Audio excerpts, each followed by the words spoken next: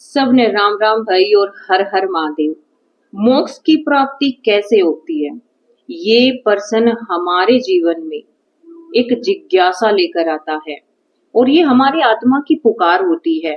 आज हम इस कहानी में यही जानेंगे कि मोक्ष की प्राप्ति क्या है, जिससे सारा जीवन हम ऐसे ही व्यर्थ कर देते हैं। तप त्याग सच्चाई के मार्ग पर भी चलते हैं कुछ लोग, मगर किसी को ये नहीं पता चलता कि मोक्ष की प्राप्ति कैसे होती है। आज हम इसी बारे में एक छोटी सी कहानी लेकर आए हैं। शायद आपके कुछ प्रश्नों के उत्तर उसमें मिल जाएं। क्या हम जो कर रहे हैं उससे हमें मोक्ष की प्राप्ति हो जाएगी? क्या हमने जो किया है वो इतना प्राप्त है? आइए हम जानते हैं। इसी इसी एक प्रश्न के उत्तर को हम आज इस कहानी में ढूंढेंगे। क्या सेवा भाव त्याग करने से आत्मा की मुक्ति हो सकती है? किसी गांव में एक शांत और बड़ा ही सहनशील एक आदमी रहता था, जहां वो हर रोज सुबह शंखनाद और घंटियों की गूंज जिससे वातावरण को पवित्र कर देती थी। उसका जीवन न किसी राजा के वैभव के जैसा था और न ही किसी ऋषि जैसा चमत्कारी, लेकिन वो सादगी, भक्ति और परोपकार से भरा हुआ था। उसने कभी विवाह नहीं किया, उसकी ना कोई संतान थी। वो अपनी संपत्ति को गांव की सेवा में अर्पित कर देता था। वो हर रोज ब्रह्म मुहूर्त में उठता, तुलसी के पास दीपक जलाता और मंदिर में घंटों ध्यान करता था। उसने भूखों को भोजन कराया, दुखियों की सहायता की और सबको धर्म का मार्ग दिखाया। अपने शरीर कमजोर हो चला था, उसकी सांसें भी अब धीमी पड़ रही थी, लेकिन भीतर एक ही सवाल गूंज रहा था, क्या मैंने जीवन में कुछ पाया है? क्या मैं वास्तव में अब मुक्त हो पाऊंगा? उसी रात जब चारों ओर नीरवता थी और चंद्रमा बादलों में छिपा हुआ था, वह अपनी कुटिया में शांत लेटा था। आंखें बंद करके उसने परमात्मा से प्रार्थना की कि हे प्रभु, मैंने जीवन भर पाप से बचने का प्रयास किया है, सेवा की है, तप किया है, पर क्या ये मोक्ष का मार्ग है? तभी एक तीव्र प्रकाश से कुटिया आलोकित हो गई। उसकी आंखें खुली तो देखा कि सामने एक तेजस्वी पुरुष खड़े हैं, काले वस्त्र, वैभव मुक्त, लाल नेत्र और हाथ में गदा लिए। वे स्वयं यमराज थे, लेकिन वह भयभीत नहीं हुआ। उसने सिर झुकाकर उन्हें नमन किया और पूछा कि आप कैसे हैं? तब यमराज बोले कि हे पुण्य आत्मा, तुम्हारा जीवन काल पूर्ण हो चुका है, अब आत्मा को यमलोक चलना होगा। उसने हाथ जोड़कर कहा कि हे यमदेव, यदि अनुमति हो तो मैं एक सवाल जानना चाहता हूँ। कृपा करके बताइए कि मोक्ष क्या है और क्या मैं इसके योग्य हूँ? यमराज कुछ पलों के लिए तो मौन रहा, मगर फिर बोले कि तुम्हारी यही जिज्ञासा तुम्हें योग्य बनाती है। लोग मुझसे भयभीत होकर मृत्यु से बचना चाहते हैं, पर तुम सत्य की खोज में मृत्यु को समझना चाहते हो। इसीलिए मैं तुम्हें एक दुर्बल अवसर देता हूँ। मैं तुम्हें मोक्ष के मार्ग पर ले जाऊंगा, जहां 3 द्वार तुम्हारी प्रतीक्षा कर रहे होंगे, कर्म, ज्ञान और भक्ति। इन्हीं से होकर आत्मा मुक्ति की ओर जाती है।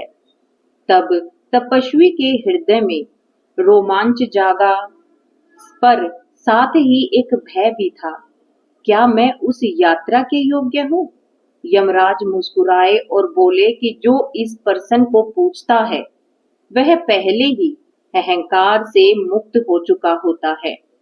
यह उसकी पात्रता है। फिर यमराज ने उसका दिव्य रथ बुलाया, जो प्रकाश से बना हुआ था और वायु से भी तेज गति से उड़ता था। रथ पर चढ़ते समय उसने एक बार पीछे मुड़कर अपनी कुटिया और तुलसी का पौधा, वह पुराना आसन और दीवार पर टंगा हुआ एक रुद्राक्ष देखा। सब कुछ छूट रहा था, पर भीतर एक अनुपम शांति थी। मृत्यु अब अंत नहीं लग रहा था, बल्कि वो एक नई शुरुआत, एक नई यात्रा का आरंभ लग रहा था। आत्मा अब सच में उड़ान भरने वाली थी, मोक्ष की ओर। तभी यमराज ने उसका नाम लिया कि चलो आत्माराम, अब हम तुम्हें उस सत्य स्वरूप से मिलाने का समय आ गया है। जैसे ही रथ आकाश की ओर उड़ा, तो आत्माराम के जीवन का एक नया अध्याय आरंभ हो चुका था, मोक्ष की यात्रा।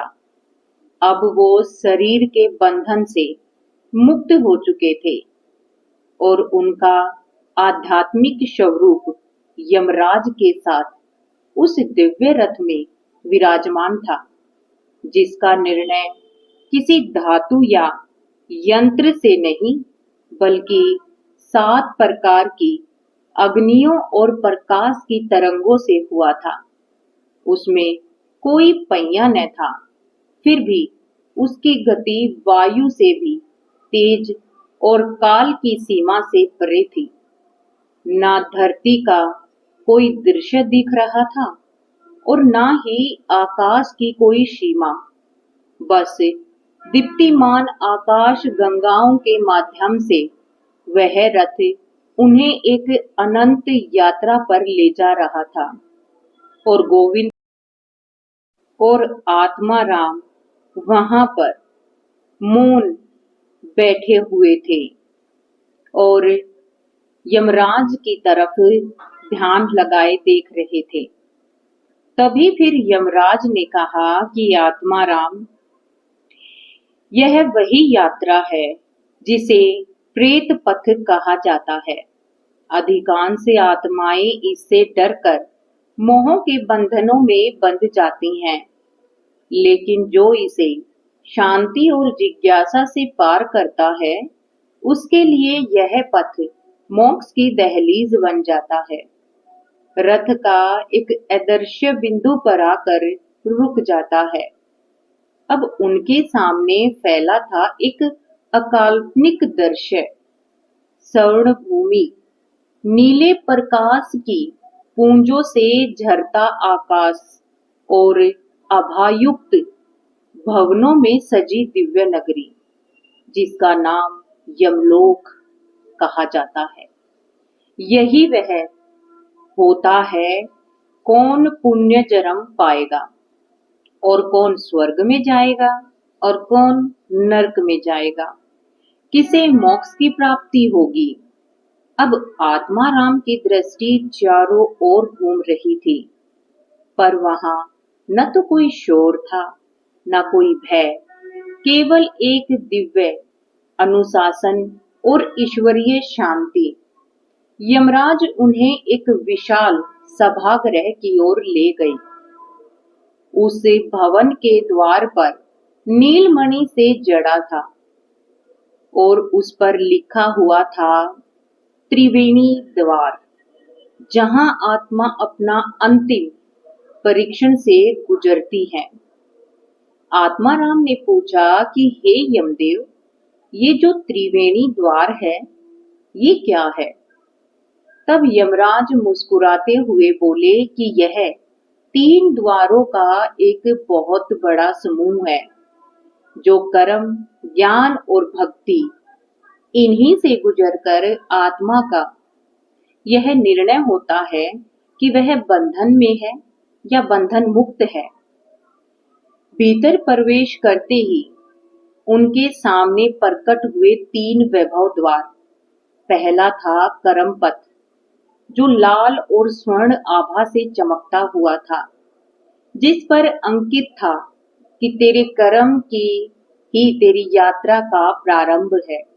इस द्वार के आगे रखा था एक विशाल दिव्य दर्पण, कर्म दर्पण।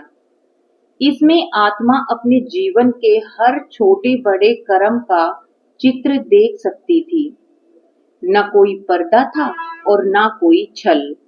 कभी भी आत्मा अपने कर्मों से झूठ नहीं बोल सकती। जैसे ही आत्मा राम ने इसमें अपने आप को देखा और जीवन के दृश्य में कर्म से खुलने लगे। बचपन में मंदिर ध्यान सीखना, भूखों को अन्न देना, लोभी से रिश्वत ठुकराना, कुष्ठ रोगी की सेवा करना, फिर एक क्षण जब उन्होंने सेवा के बदले आत्मतोष में कहा कि मैंने बहुत पुण्य कमाए हैं, दर्पण में गहरी रेखा उभर आई और पुण्य का अहंकार। यमराज बोले कि यह वही सूक्ष्म बंधन है जो पुण्य करने वालों को भी बांध देता है। जब तुम अपने कर्मों पर गौरव करते हो, तब तुम पुण्य फल चाहते हो और यही इच्छा तुम्हें मुक्त नहीं होने देती। फिर एक दृश्य आया। थकान से भरे दिन में एक वृद्ध भिक्षु को अनदेखा करना। छोटा सा क्षण, मगर आत्मा पर गहरी छाया। यमराज ने कहा कि सेवा वही सार्थक होती है जब वह आराम की आवश्यकता में को पार करे। आत्मा राम की आंखों से आंसू बह निकले थे। उन्होंने स्वीकार किया, मैंने सोचा था कि मैं शुद्ध हूं, पर अब जानता हूं कि मैं भीतर विकल्प और सुविधाओं की भावना बार बार उठ रही है। तभी एक दिव्य लेखपाल प्रकट हुए। उनके हाथ में एक प्रकाश से भरी हुई पुस्तिका थी। गोविंद के कर्म का कर्मसार उन्हें पढ़ा रहा था। 95% सात्विक और 5% तामिश और 2% अहंकार मिक्स है। आत्मा मोक्ष के योग्य है, परंतु पूर्ण निष्पाक नहीं है। आत्मा राम ने कहा कि अब मैं किसी फल की अपेक्षा नहीं करता हूं। जो किया वो प्रभु की प्रेरणा से था और जो छूट गया वो मेरी सीमा से था। अब मैं केवल जानना चाहता हूं कि मैं कौन हूं। यमराज बोले कि तू प्रथम द्वार पार कर चुका है।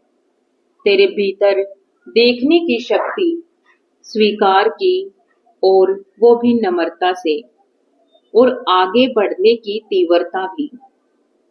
अब आत्मा राम ने गहरी सांस ली। अब उसने अंतर मन से भी वो शांत हो चुका था। यमराज ने आगे संदेश किया, आगे अगला द्वार है, अब ज्ञान की लो। धीरे धीरे यह द्वार प्रकट हुआ। पहले से बिल्कुल अलग था। ना इसमें कोई रंग था, ना कोई चमक थी।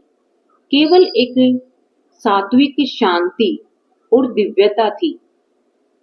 इसकी आभा श्वेत थी, जिसमें 7 रंग की एक छाया झलक रही थी। ऊपर स्वर्ण अक्षरों में लिखा था कि ज्ञान वही जो अहंकार को मिटा दे। जो कहे मैं जानता हूं कि मैं अज्ञानी हूं, और वह कहे कि कुछ नहीं, वो ब्रह्म ज्ञानी है। आत्माराम ने सिर झुकाया और जैसे ही भीतर प्रवेश किया तो एक अलौकिक पुस्तकालय प्रकट हुआ। लेकिन यह कोई साधारण पुस्तकालय नहीं था। यहाँ कोई दीवार नहीं थी और ना ही कोई पुस्तक थी, बल्कि एक पूरा ज्ञान प्रकाश की लहर थी जो वायु में तैर रही थी।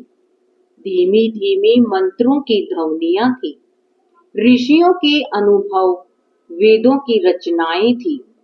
गीता, कुरान, बाइबल, सभी का सार एक दिव्य गूंज बनकर वहां पर उपस्थित था और चारों तरफ गूंज रहा था। जहां जहां आत्माराम अपनी दृष्टि डाल रहे थे, वहीं से कोई सत्य फूट पड़ा। यह केवल जानकारी अनुभव नहीं था और यहीं से प्रारंभ हुई ज्ञान की अग्नि में अहंकार की अग्निशुद्धि। तभी यमराज बोले कि हे आत्माराम, यह वो स्थान है जहां आत्मा को स्वयं से प्रसन्न करना पड़ता है। जो मैंने जाना है, वह क्या केवल स्मृति था या अनुभव भी? आत्माराम ने स्वीकार में सिर हिलाया और बड़े ही धीमे स्वर में कहा कि मैंने बहुत कुछ पढ़ा है, प्रवचन भी दिए हैं, लोगों को उपदेश भी दिया है, पर क्या मैं उसे जी भी पाया? तभी एक दिव्य प्रकाश उसने समक्ष प्रकट हुआ और महान संत की चेतना एक दिव्य आत्मा की ऊर्जा और आत्माराम के सामने खड़ी हो गई और बोली कि हे आत्माराम, तूने वेद पढ़े हैं, उपनिषद को समझा है, तूने कहा कि आत्मा अमर है, पर क्या कभी तूने अपने भीतर उस आत्मा को महसूस किया है? अब इस बात पर आत्माराम बिल्कुल मौन हो गए थे और उस मौन में उनकी आत्मा ने उत्तर दिया कि नहीं, मैंने शब्दों को याद किया था, भाव को नहीं। मैंने दूसरों को दिखाने के लिए ज्ञान लिया था, स्वयं को दिखाने के लिए नहीं। मैंने विख्याता बना ली, लेकिन साधक नहीं बन पाया। यह स्वीकार उन्हें भीतर तक हिला दिया था। उसी क्षण एक और दर्पण प्रकट हुआ, जिसका नाम था ज्ञान दर्पण, जो यह नहीं देखता था कि आपने क्या सीखा है, बल्कि वो ये दर्शाता था कि आपने क्या आत्मसात किया है। अब आत्माराम उसमें देखने लगा। जब कोई दुखी व्यक्ति उसके पास आया तो उन्होंने उसे गीता के श्लोक सुनाए, परंतु उसके कंधे पर एक स्नेह भरा हाथ रखना भूल गए। जब एक युवा ने आत्मा के बारे में पूछा तो उन्होंने संस्कृत में उसका व्याख्यान कर दिया, पर उसकी भाषा में उसको जवाब नहीं दिया, उसकी भाषा में उसको समझाया नहीं। दर्पण में दृश्य उभरा कि एक बच्चा जो बस यही चाहता था कि कोई उसे समझे, किसी तरह का कोई उपदेश ना दे। अब आत्माराम की आंखें नम हो गई थी। उन्होंने हाथ जोड़कर कहा कि हे ज्ञान की देवी, मैंने ज्ञान को अधिकार समझा था, पर दर्शन बना दिया था। अब समझ में आया कि जब तक ज्ञान प्रेम और अनुभव में ना ढले तो वह बोझ है, प्रकाश नहीं। तभी दिव्य वाणी गूंजी और कहा कि आत्माराम, ज्ञान वो है जो तुम्हें तुम्हारे छोटेपन का बोध कराता है और तुम्हें मौन में ले जाता है, क्योंकि मौन ही मोक्ष का प्रवेश द्वार है। यमराज आगे बढ़े और बोले कि तुम जान गया है कि ज्ञान संग्रह नहीं, आत्मसात करने के लिए वस्तु है, जो आत्मा को शांत करने के लिए और दूसरों को सहारा देने के लिए होता है। अब तुम दूसरे द्वार को तुम पार कर चुके हो। आत्माराम की आत्मा को अब और हल्की हो गई थी। अब कोई दिखावा न था, न जानने का गौरव था। बस एक गहन तृषा थी कि प्रभु से एकत्व हो जाए। यमराज बोले कि अब चलो सबसे कठिन द्वार की तरफ ले जाते हैं, जो भक्ति का सरोवर है। आत्माराम उस द्वार की ओर आगे बढ़े। 2 द्वार पार करने के बाद अब उनके भीतर सब कुछ शांत हो चुका था। भीतर एक और गहरी पुकार थी। तब यमराज ने कहा कि यह द्वार सबसे सरल भी है और सबसे कठिन भी। सरल क्योंकि इसमें कोई तर्क नहीं है, और कठिन क्योंकि इसमें पूर्ण विसर्जन चाहिए। यह है भक्ति का द्वार। आत्माराम के सामने एक दृश्य खुला। द्वार तुलसी, चंदन और आंसुओं की गंध से भरा हुआ था। न स्वर्ण था, न रतन थे, बस एक साधारण सी लकड़ी का एक दरवाजा था, जिस पर लिखा था कि यहाँ तर्क समाप्त होता है, वहीं से भक्ति आरंभ होती है। अब आत्माराम ने आंख बंद कर बुद्ध होकर वह द्वार पार कर लिया। भीतर एक विशाल सरोवर फैला हुआ था, प्रेम से, आंसुओं से बना हुआ था। मीरा की आंखें, तुलसीदास का रुदन, प्रहलाद की पुकार, संत नामदेव की सरलता, हर एक बूंद में भक्ति की कोई एक कथा बसी हुई थी।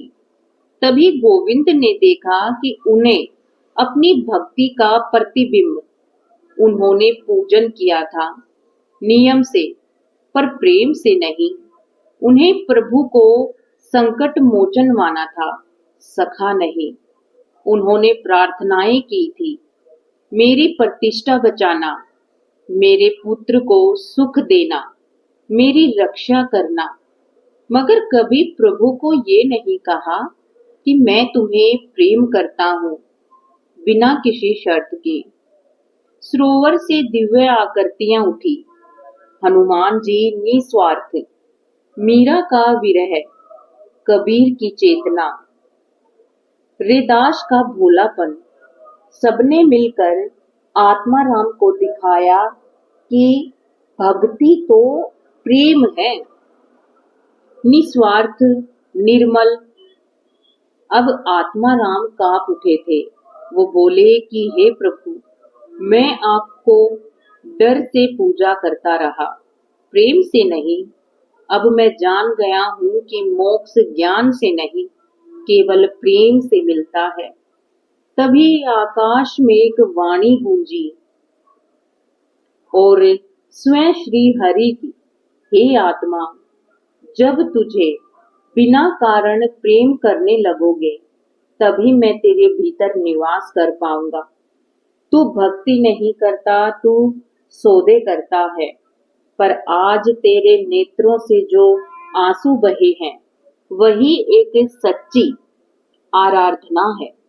जब तक तुम्हारे मन में प्रेम नहीं होगा, जब तक तुम अपने आप को सबसे नीचा नहीं मानोगे, तब तक मोक्ष की प्राप्ति नहीं होगी। अब आत्माराम जान चुका था कि मोक्ष के लिए कर्म में पवित्रता, ज्ञान और विनम्रता और भक्ति में संपूर्ण समर्पण की आवश्यकता है। अब चले चौथे द्वार की ओर, जहां आत्मा को निर्णय नहीं, बल्कि ये मिलता है कि वो कहाँ जाएगा और क्या करेगा। अब आत्माराम ने हाथ जोड़े। उनके हृदय में अब कुछ नहीं था, बस वो प्रभु से भरा हुआ था। यमराज उन्हें एक अग्निविलय से होते हुए एक दिव्य क्षेत्र में ले गए। ना तो ये स्वर्ग था और ना ये नर्क था, न मरण लोक था, और ये सिर्फ एक आलोक अक्षेत्र था जहां आत्मा अंतिम बंधनों से मुक्ति हो जाती है। न रंग थे न ध्वनि थी, फिर भी वहां पर सब कुछ था, अनुभव, चेतना और दिव्यता। एक स्वर्ण दीप दर्पण सामने प्रकट हुआ, उसने ही हृदय का, उसमें अपने वर्तमान और पिछले जन्म का दृश्य आए। तपस्वी का श्राप, योद्धा का अनजाना अपराध, व्यापारी का संग्रह, हर जन्म की कहानी, हर भूल वहां पर सामने थी। गोविंद की आंखों से आंसू बह निकले और प्रभु यह मुझे क्षमा कर दो। यहाँ पर उसे माफी मिली। तभी हवा में एक फूल गिरा और एक दिव्य वाणी गूंजी। भूल वही होती है जहां पर इंसान अपने दोहरे रास्ते पर चलता है। जिसने अपनी आत्मा को देखा है और उसे स्वीकार किया है, उसे वो माफी के योग्य है। और यही मोक्ष है। कोई स्थान नहीं है, कोई पुरस्कार नहीं है। तभी आत्मा राम अब मुक्त थे। न कोई इच्छा थी, न कोई भय, न कोई जन्म, बस सामने प्रभु थे। यह एक चमत्कार नहीं था, यह अहंकार, इच्छा, मोह से टूटने की ध्वनि थी। जैसे ही अंतिम बंधन टूटा, एक दिव्य प्रकाश उनकी आत्मा में समा गया।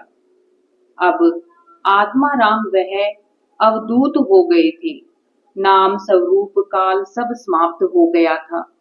यमराज ने सिर झुकाकर कहा कि हे मुक्त आत्मा, अब तू कोई जन्म नहीं लेगा, अब तू आलोक है। उन आत्माओं का पथ प्रदर्शन जो अंधकार में भटक रही है।